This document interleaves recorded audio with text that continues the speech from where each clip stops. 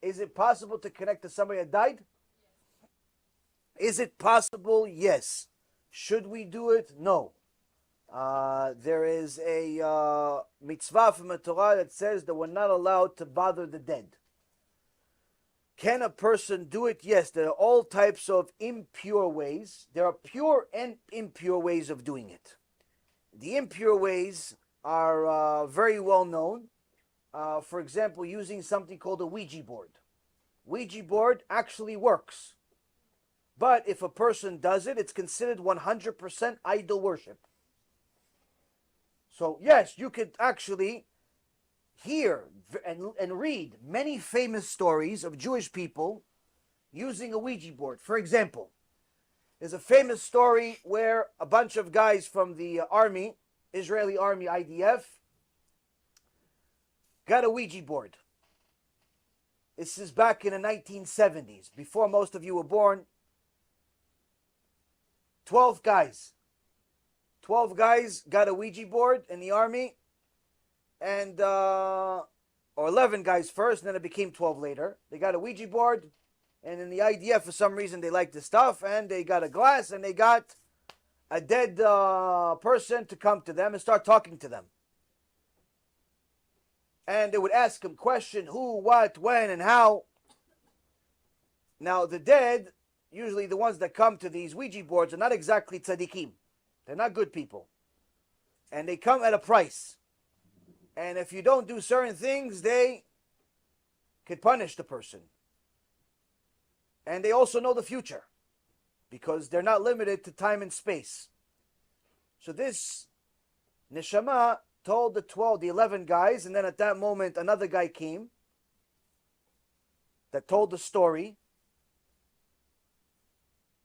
that the neshama told them that they're all gonna die within the next month. And then the glass exploded. Now everybody got shocked. Everyone got shocked because something physical happened. They all got, they've all used the Ouija board before, and they've brought other neshama, but no one ever told them they're all gonna die. But everybody, the next day, everybody's like, doesn't always, what they say is not necessarily true, not this, not that. Long story short, the guy that told the story, the 12th guy, said over the next month, nothing happened, nothing happened, nothing happened. And then all of a sudden, they were all in reserve. In the army, they were all in reserve. So they thought, we're not going to die because we're all in reserve. We're all in reserve, fine, right? So there's no war. How are we going to die? Suddenly, one of the big Israeli wars broke out. All of the reserves were called back into the army, and over the next 24 hours, one after another died, except the last one that told the story, and he's now a rabbi. Now, Rabbi told the story. It's a famous story. This is one example. They talked to the dead, and Hashem obviously punished them for it. Another story is there's a group of soldiers that went to a seminar by Rav Nisim Yagen. And Rav Nisim Yagen said that one of the famous Zionist leaders is in Gehenom right now because he cheated on his wife. So a couple of the guys that have used the Ouija board before went back to their room and brought this neshama down. They came back after they finished, and they stopped the seminar and said, Rabbi, what you're saying is true. So everybody looked at these, who are these guys? What do you mean? Of course it's true. He's a rabbi. He's telling the truth. But no. He said 3 hours ago, 4 hours ago, that neshama is in Gehenom. We just spoke to it. And it told us to tell Rabbi again that they just took me out of Kafakela. Now I'm going to Gehenom. Because of what he said. Because I cheated on my wife with 50 different women. So for each woman, they put me in Kafakela 1 year. Another famous story. Another story happened with Ben Gurion. Ben Gurion was brought in a Ouija board, a seance, and famous story. Point being is that you can do all of this, but if you do it, it's 100% idolatry. It's dangerous, and it will be the mistake of your life. The kosher way of dealing with the dead is if there is somebody that's an extremely, extremely holy person that has the knowledge and the ability to speak with the other side, using holy names, using holy teachings, and so on. That's also possible.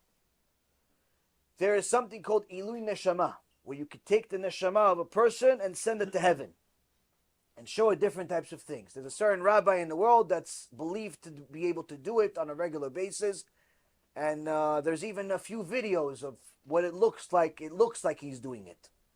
Point being is that, is it possible? Yes. Is it recommended? No. Why? Because it's not just about going, it's also about returning. Somebody that goes but does not have the ability or the merit to return could pretty much become a plant for the rest of their existence. So it's a dangerous thing to do. It's better not to deal with the dead. As far as a dibuk is a form of punishment. A dibuk is a wicked neshama that enters the body of another wicked person in order to deliver a message. And the most recent dibuk happened somewhere around 15 years ago in Eretz Israel, and was publicized on the news. They even videotaped the rabbi and the entire community helping take out this dibuk from this poor woman who spoke with a different voice and so on and so forth. So it is real. It is in the Torah. It's not as common as it used to be in the days of Rabbi Udaftaya or some of the other Chachamim, but it does happen.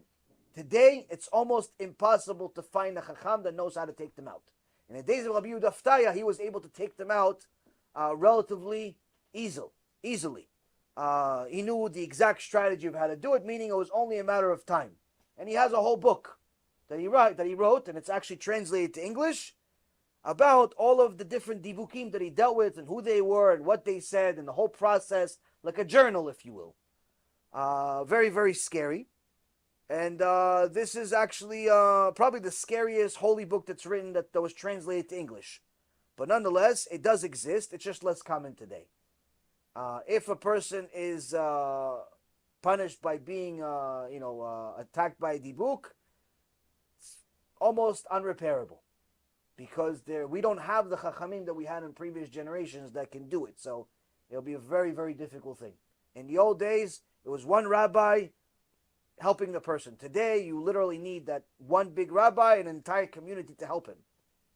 Because not just knowledge, it's also merit. So it's no walk in the park, let's put it that way.